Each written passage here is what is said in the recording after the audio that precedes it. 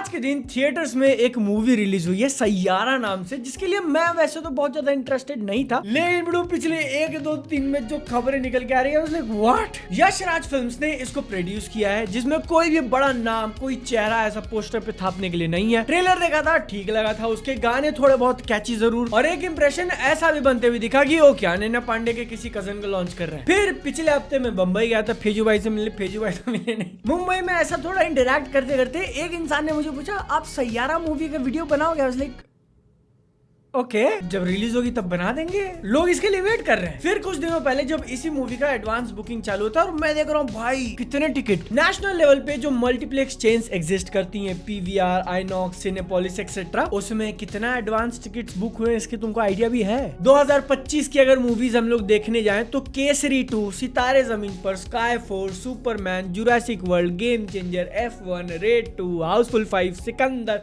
Mission impossible, ये सबसे ज्यादा, मैं मजाक नहीं कर रहा हूँ। Saiyaara is literally the second highest advance booking के मामले में, सिर्फ छावा से पीछे है। ऑलमोस्ट 2 लाख टिकट बेचे हैं। बिडू मेट्रो इन दिनों जिसके अंदर इतने रिकॉग्नाइजेबल नाम थे, गाने के ऊपर पिक्चर बेची जा रही थी, लव स्टोरी वगैरह, उसके कितने 18,000 2 लाख। तुमको मैथ्स आता नहीं आता, लेकिन फिर भी इतना तो पता आ जाना चाहिए कि दिस इज अ कितना बड़ा डिफरेंस। एंड आई लाइक कैसे हुआ ये? कौन सा काला जादू वाला मार्केटिंग किया? कहीं कहीं जगहों से ऐसे बातें भी निकल के आ रही थी कि शायद सब फेक बुकिंग है।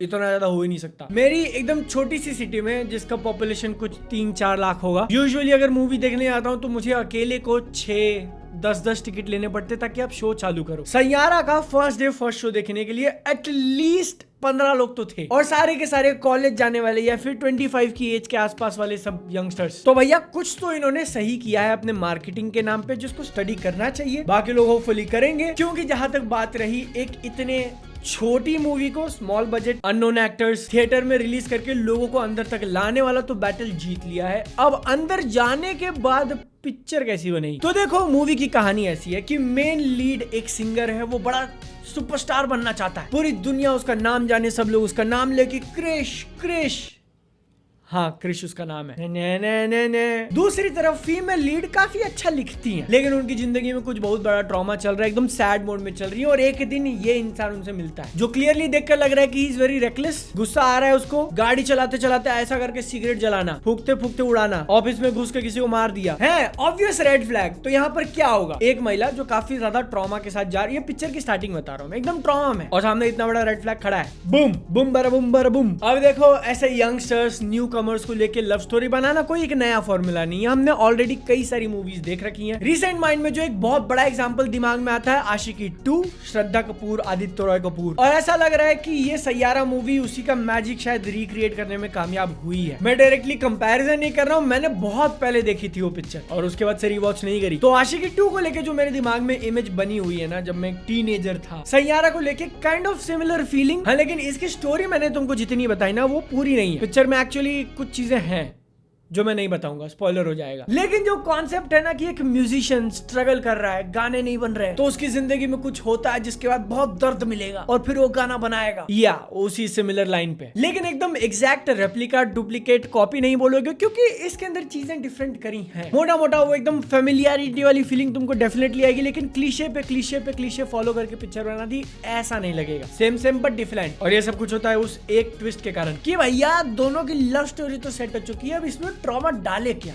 ऐसा कौन सा ट्रॉमा डाले कि मजा आ जाए? ऑल्दो वो कोई भी मजेदार बात नहीं है जिसके साथ होता है, it is a very serious thing. इसके कारण मूवी के कुछ चंक्स में तुमको फील हो सकता है कि ऐसी पिक्चर देखने के लिए तो मैंने साइन अप नहीं किया था। कहानी का आइडिया मैंने तुमको अच्छा खासा दिला दिया। अब अगर हम लोग चले इसके सबसे मेन एस्पेक्ट पे, जिस पे मुझे लगता है कि पिक्चर ने खुद को सेल किया है, इसके गाने, एंड दे आर गुड। कुछ सिचुएशन में तो वेरी गुड। मैंने एग्जैक्टली काउंट तो नहीं किया, लेकिन एटलीस्ट 5-6 तो होंगे, और उसमें से मेजॉरिटी तुम थिएटर से बाहर निकलने के बाद घर पे जाके भी सुनोगे। और एक तरीके से पिक्चर के गाने ही हैं जो इसको कैरी करते हैं। इनफैक्ट गानों पे मूवी इतना ज्यादा रिलाई करती है कि जो दोनों मेन कैरेक्टर हैं उनके बीच की लव स्टोरी कैसे इतनी ज्यादा स्ट्रॉन्ग हो गई, वो भी गाने के थ्रू ही बताया। और पिक्चर देखते देखते एक पॉइंट में मैं क्वेश्चन कर रहा हूँ कि कोई ऐसा सीन था क्या जहाँ पर कुछ ऐसा रियलाइजेशन हुआ हो कि सामने वाला इंसान तुम्हारे लिए इतना इंपॉर्टेंट हो चुका है कि तुम सब कुछ छोड़ सकते हो। Then I was like, नहीं, शायद उसको भी गाने के बीच में निकाल दिया। तो मतलब तुम समझ रहे हो कि गाने के ऊपर कितना हेविली रिलाई करती है। एंड थैंक गॉड कि वो अच्छे हैं, इसीलिए पिक्चर चल गई, जिसमें सरप्राइज भी नहीं होना चाहिए क्योंकि मूवी के डायरेक्टर है मोहित सूरी। मैंने थोड़ी देर पहले जो आशिकी 2 का नाम लिया ना, उसी के डायरेक्टर है। आशिकी 2 भी इन्होंने बनाई थी, एक विलन भी इन्होंने बनाई थी, हमारी अधूरी कहानी, हाफ गर्लफ्रेंड, मलंग तोड़ दे पलंग। दूसरी चीज जो आई फील कि टीनेजर्स के साथ थोड़ी स्टक कर चुकी है और इसलिए मूवी को इतना डिमांड लग रहा है कि इसके जो दोनों मेन एक्टर्स हैं उनके बारे में बहुत ज्यादा नहीं पता है, तो एक मिस्ट्री वाली चीज। मेल लीड जैसा मैंने बताया कि अनन्या पांडे के कजन लगते हैं। एंड एक्चुअली कंसीडरिंग कि शायद ये तुम्हारी लिटरली पहली मूवी है, रफ अराउंड द एजेस वाली चीज की तुम नोटिस कर सकते हो, ये तुम्हारा पहला काम है कि मतलब एक्टिंग कर तो रहे हो बट हाँ अभी नए नए हो। स्टिल बेटर देन जो कुछ एक लॉट अभी रिसेंट टाइम में इंट्रोड्यूस हुआ है, मैं नाम नहीं लूंगा लेकिन तुम साइन समझ जाओ, उससे तो बेटर। लेकिन एक्चुअली सबसे बड़ा सरप्राइज मुझे पिक्चर से मिलता है इसकी फीमेल लीड अनीत पड्डा। उनका काम देखकर नहीं लगता कि ये अभी आप नए नए हो। बहुत सरप्राइजिंग, बहुत बढ़िया। बस एक फन फैक्ट बताना चाहूंगा जो मैंने नोटिस किया कि काफी सारे एंगल्स में ऐसा लग रहा था कि Aditi Rao Hydari but younger version. फिर मैंने सोचा ये कैसे हो सकता है क्योंकि अदिति राव हैदरी खुद ही एक यंगर वर्जन है, बट इट्स ट्रू। छोटे छोटे क्वर्क्स मैंने नोटिस किए कि कई बार डायलॉग बोलना और लिप सिंकिंग मैच नहीं हो रही, गाने के साथ मैच नहीं हो रही। डायरेक्टर ने थोड़ा एम्बिशियस होकर शॉर्ट्स को लंबा खींच दिया तो वहां पर टाइमिंग में थोड़ा सा गैप है कि कोई कैरेक्टर कुछ बोल रहा है, सीन के बाहर है, उसका वॉइस आ गया और एक सेकंड रुक कर रिएक्शन आ रहा है कुछ सीन्स में, वो भी स्पेशली शुरुआत के। और भैया प्रोडक्ट प्लेसमेंट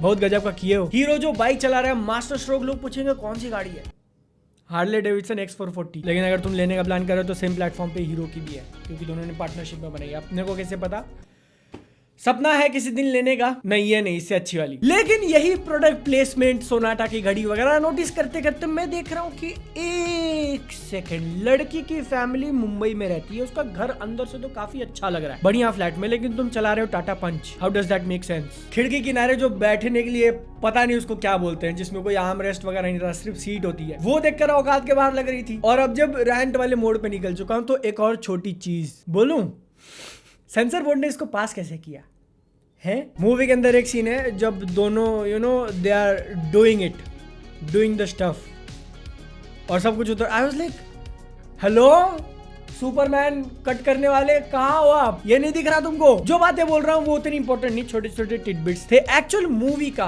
डिसीजन लेने में कि भाई अच्छी है कि नहीं है। मैं बहुत ज्यादा उम्मीदें लगाकर नहीं गया था, इसलिए प्लेजेंटली सरप्राइज्ड हूँ कि एक ठीक ठीक अच्छी मूवी देखने मिल गई जिसके अंदर का रोमांस, ड्रामा और ट्रेजेडी काम करते हैं। म्यूजिक सबसे ज्यादा बढ़िया काम करता है, तो जिन लोगों का भी हाथ था उनको स्पेशल शाउट आउट। ऑल्दो फिर भी तुम आशिकी 2 के लेवल का नहीं कहोगे, it's very good but not quite there. Female lead काफी गजब काम करती है, उनका परफॉर्मेंस देखकर अच्छा लगा। आई फील कि जिस टारगेट ऑडियंस के लिए इस पिक्चर को बनाया गया है ना, 25 और उसके नीचे वाला एज ग्रुप, उनको ये काफी ज्यादा पसंद आ सकता है। कुछ सीन्स मेरे पर्सनल टेस्ट के हिसाब से थोड़े मेलोड्रामेटिक हो गए क्योंकि मैं 25 का नहीं हूँ, I'm 27। कुछ क्वेश्चनेबल मोमेंट्स भी डेफिनेटली आते हैं कि हाँ समझ में आया आप काम में बिजी हो लेकिन ऐसे ही भेज दोगे हैं? थोड़े बहुत साइड कैरेक्टर्स लेकिन हाँ मैंने आहान पांडे एक बात मेंशन नहीं करी कि उनकी एक्टिंग ठीक ठीक थी लेकिन बॉडी लैंग्वेज काफी बढ़िया। वो ऐसा होकर चलने वाले कुछ शॉट्स को अगर हम लोग इग्नोर करें तो यह है मोटा मोटा हिसाब। अगर तुम इस मूवी के अंदर पहले से इंटरेस्टेड थे क्योंकि इसकी मार्केटिंग काम कर गई तो इसको एक ट्राई दे सकते हो। एकदम मास्टरपीस लेवल की मूवी देखने मिलेगी ऐसा मत सोच के जाना। There is still a possibility कि ये पिक्चर तुमको काफी अच्छे लेवल पे कनेक्ट करे और इमोशनल फील करवा दे। मेरे लिए overall it was a good time, तो इसलिए मैं गो फॉर इट कहना चाहूंगा। लेकिन अगर तुमको पहले से पता है कि तुम क्या देखने जा रहे हो तो इसलिए इसका ट्रेलर एक बार चेक कर लेना। वीडियो अच्छी लगी हो लाइक कर देना, अपनी सेहत का ध्यान रखो। मैं अगली बार मिलता हूँ, टाटा।